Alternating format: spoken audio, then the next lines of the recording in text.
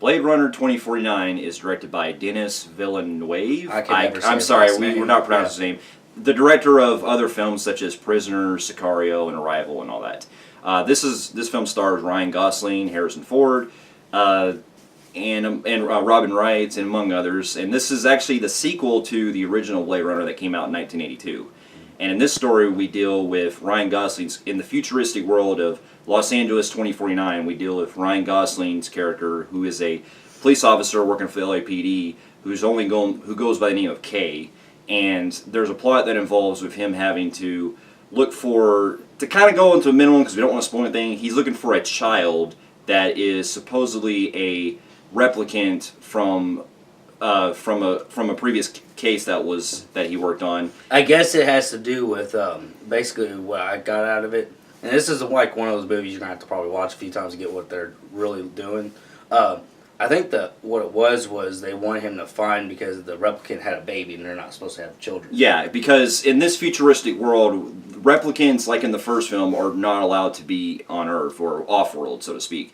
And so there's this advanced corporation that's called it's this corporation that's built by Wallace, played by Jared Leto, who makes these advanced replicas who are actually able to be in society and all that. Yeah. And so in this futuristic world, the replicants are allowed to be in society, except for the old replicants that are from way back in the day. Yeah. Been the first one, basically. And so this film deals with Ryan Gosling having to look for this child that's supposedly a replicant, while at the same time also discovering more mystery surrounding Rick Deckard's from the first one, played by Harrison Ford. Yeah.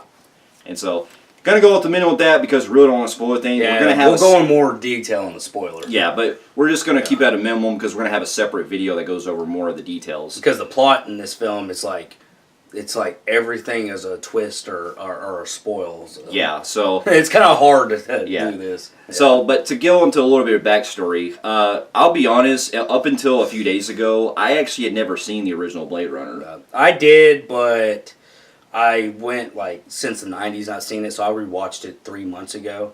And I gotta say, man, that film was fucking phenomenal. It was, yeah. I finally took the time to watch it a few days ago before the new one was coming out, and the original one was directed by Ridley Scott, and that one also starred Harrison Ford. And there's a review of it that I put up on our website that you're welcome to check out. It's a written review, and basically I was fascinated by how long I didn't go watching this movie because. Yeah. The film actually went through like several different cuts, and the one I watched was the final cut. Yeah, and that's what I watched too. I watched the final cut, and it amazes me because that film did not do so well. It was not liked. It took years to get a cult following on it. It was considered a really bad movie back in the day, which I don't understand because to me, I felt this film was more advanced. It was ahead of its time more than Star Wars was. It was. Technology. And not just that, but even to this day, that film has grown such an impact for the sci-fi community because there are many films that came out afterwards that were pretty much using that same visual design. Because that film's visuals to this day, I can still say hold up. There's a lot of films that are like this, like Fifth Element. Fifth Element is Ghost in the Shell from earlier to this me, year. I kind of see not True Lies. Total Recall. Total Recall was kind of like that too. I think all those movies, Total Recall, Fifth Element, and Ghost in the Shell, and there's that other one called Valerian that we missed this year. Yeah. I feel like those films took it from the original Blade Runner. Yeah. And so with this one, what really got me curious was that not only was I looking forward to the film just pretty much on its own, but I also am a big fan of the director, Denis Villeneuve. Sorry if I'm not pronouncing his name correctly. Yeah. Because I feel like this director has become such a great, filmmaker because every film that he keeps coming out with, I'm always on board with. Yeah. Well, I also was liking in the trailers the visuals. Yeah, that too. And I liked the score they were using for the trailers, kind of like taking the original theme and kind of tweaking it up to date. But that was really getting me. And not only that, I love Ryan Gosling when he's not into the other Notebook.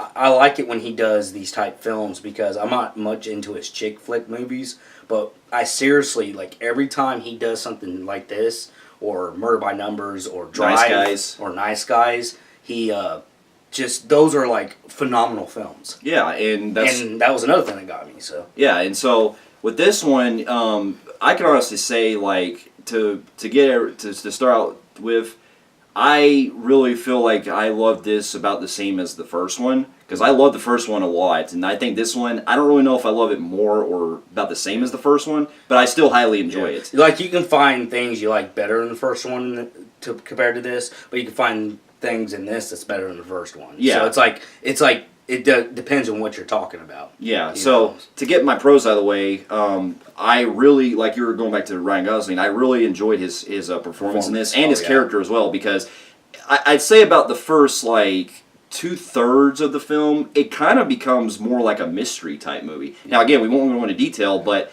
when it's, because the first film was more about like a detective film noir type story. This one deals more like a mystery kind of like drama kind of feel. Yeah, it's a mystery drama. He's sitting there trying to find answers to certain things. Yeah, we'll tell you in the spoiler. But basically, what I get into his character a lot is he's also questioning things about the replicants as well, and how, you know. There are things that involve like dreams and things like that that he's also investigating, and you really get the sense of like he's very captivating, and he puts a lot of like integrity just to go after just while he's on this case. Yeah. And so like he said, the performance of Ryan Gosling was amazing, yeah. but I thought everybody was great, including there was other actors in this I didn't realize were in it, like Robin Wright. Well, I saw the trailers, but it was great seeing her back. This is like the big year for her because she was also earlier in this movie called Wonder Woman. Yeah, and I thought they all did good. The girl villain was really good. I thought everybody did phenomenal. Even of course, it was also great seeing Harrison Ford back as well, because he was great in the first one, and it was great seeing him come back in this one. And there's also a story that I don't want to get into detail, but you really get the sense of why things are coming together with this character. Yes. when it comes in later. Yeah, which is really good. One of the strongest things I think this film has, and this is probably one of my favorite things about this new one, is the cinematography, visual effects is out of this world fucking good. This is probably the most gorgeous film I've seen since probably The Revenant. I mean, the visual effects is fucking... I mean, what the 82 version did of its time was like mind-blowing, but this just did it even bigger and more clear. I'm going to tell you right now, I loved... And this movie is kind of more atmospheric than anything, so it wants you to see the atmosphere they're living in. Yeah, because you're oh getting my God, it was the phenomenal. Cinematography by Roger Deakins, I believe. He's amazing, he is an amazing cinematographer. He's worked on films such as Shawshank Redemption, even Sicario from the same director. Yep. And the way that he captures the future in this setting is so like visually compelling that it's not just in the city either. There's other shots too where Gosling is like looking around and stuff. Like there's a part where he goes like this type of junkyard kind of setting, and it's it's very like, gray looking. It reminded me of Mad Max. Yeah, that. And one of the best looking. Thunderdome. Well, in the trailer, one of the best looking parts was actually when he goes to where Harrison Ford's character's at, where it's in like this cool like. Kind of remind me of Total Recall with the whole orange look. And deserty. Yeah. And that's another thing we question, if that's really the place he fought the villain in the first movie. No, I looked it up. It's actually Las Vegas. Okay, so it's the ruins of Las Vegas. It looked like the mansion he was in that the ending of the first movie. Yeah, it was something anyways, different. it was pretty cool. Like you said, it was kind of like an orange, Mad Maxy, deserty. The place been nuked apparently because it had radiation. Yeah. So. And not just that, but one of the biggest standout for me the most of this movie is the score. Now, I don't know if this is the same guy who did the other films that Dennis did, Johann something, I forgot his name. Yeah. But I don't know if this is the same composer, but this composer that did this music, he took what the original composer did from the first one, and he kind of re-recorded it to make it more updated, but it still has like that synthesized type of score to it. Yeah. Which is a lot of people were worried about because the original score guy didn't want to come back, but I thought this guy did very well, man. The music in this film is fucking phenomenal. It fits the atmosphere. Yeah, it does, absolutely. And plus, and maybe this is probably just because we're in the theater, but I thought the music was like so great because it basically blared out so much. But this was actually a problem we had because the speaker went out. Yeah, one of our speakers in our theaters was actually blowing. It was probably this. This movie was loud compared to other films with big scores. This film was really loud. Yeah. So. Well, and also what I enjoyed too the most with the film, with its storyline, is you're having to. It doesn't, like, much like in the first film, it doesn't really feel like an actual, like, action adventure type vibe. It's going for more of an emotional type of dreams kind of versus reality sort of vibe to it, Yeah. which again we'll have in our spoiler discussion. But I love the way that it goes with this, because it's a film that you have to watch on repeat viewings. You can't just watch it one time, because you're actually having to interpret a lot of things that the characters are going through. And the more that you think about it, the more, like, how impactful it is later in the movie. Before we get to our cons, I don't know if it really makes a difference, but I think it kind of helps. It doesn't tweak the story that's in this movie going a different direction. But there was TV spots they did release.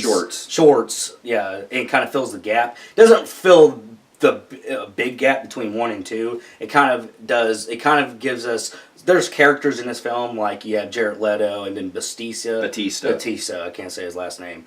It kind of gives us their history, because in this film they're there. So this, if you watch the little shorts they have, that you can kind of watch this and already know their history. Yeah, that's all it does. But it doesn't give you the full gap between.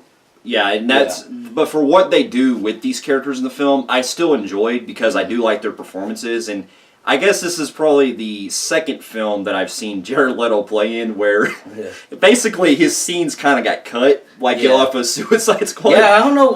The guy's a phenomenal villain, and he's a good actor, and I don't understand why everything he gets. And we're in this new trend that we're seeing now, where they're starting to do TV spots / shorts to big films coming out, and I just wish that they would stop cutting out.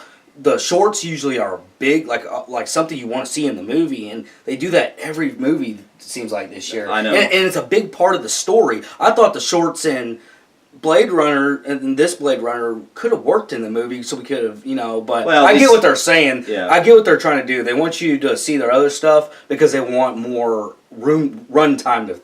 Well, not just that, but what I appreciate with that too was how it's more about the less is more kind of vibe, where you're thinking in your head what the characters are going through, like what their history is like. Because that's why I love the mystery surrounding the film too, is because you're not really getting the vibe of what all is happening at once until you actually start seeing more of it. And, all right, now, but Well, I was also going to say too with the the thing with Jared Leto too is that he's playing basically a character similar to the first film, where he's like the head of the corporation. Yeah. And what I enjoyed was that he actually kind of takes elements from Rutger Hauer's character, because he talks in like this kind of like poetic type of vibe that Rutger Hauer played it too. You can tell he's like a robotish type guy, just by his voice alone. Yeah, but I really enjoyed it though, because I thought he was quite intimidating. He was. It just, like he said, they seem to cut him out in a lot of movies this year. I don't get that. And last year they did the same thing with Suicide Squad with Joker. Yeah. They kind of cut a lot of scenes out that they shouldn't have. But this one, I don't think they did quite as much, but you get the feeling that, he probably already, you're kind of thinking in your head more with this character, so I can buy that. If you watch the short they have on YouTube, it does show you who Jared Leto is and why he becomes the way he is. So watch that, and then you can watch this, and then you're like, okay, now I already know the guy, so I don't need that whole backstory. Where's the backstory at? Yeah. You just watch that, and you kind of get that covered. Yeah. So.